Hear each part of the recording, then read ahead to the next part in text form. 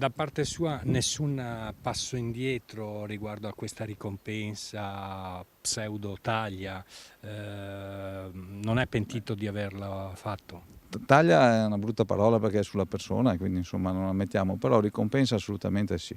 Io spero che qualcosa salti fuori perché per me è importante riavere quegli oggetti.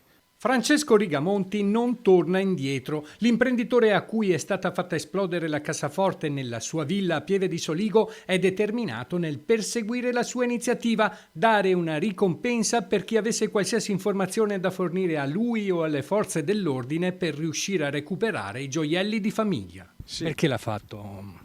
Ma allora con mia moglie ci siamo confrontati, sono effettivamente ricordi di una famiglia, di una vita, ci siamo legatissimi e siamo molto molto dispiaciuti ovviamente se li abbiamo portati via.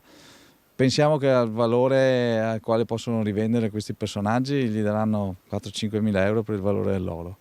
Noi ci siamo confrontati, mettiamo mano ai nostri risparmi e noi fino a 30-40 mila euro a chi ci riporta i gioielli siamo disposti a ricomprarceli.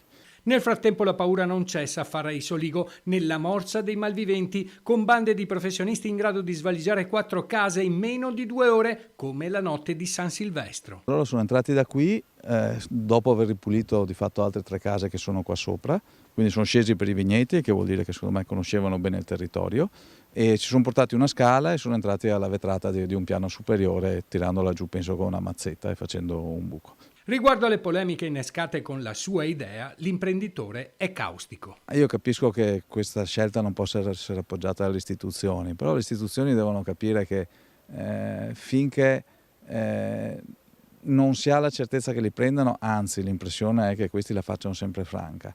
Addirittura abbiamo scoperto in questi giorni che di questi episodi nei giorni precedenti ce ne sono stati tantissimi qua in zona e le istituzioni non ci hanno mai avvisato. Allora, se almeno ci allarmassero, visto che non sono capaci di fermarli, uno potrebbe attuare delle politiche difensive. Nel mio caso, molto banalmente, o non andavo via o mi portavo via la roba o la mettevo in una cassetta di sicurezza in banca, ma se continuo a minimizzare non c'è neanche allerta nella popolazione.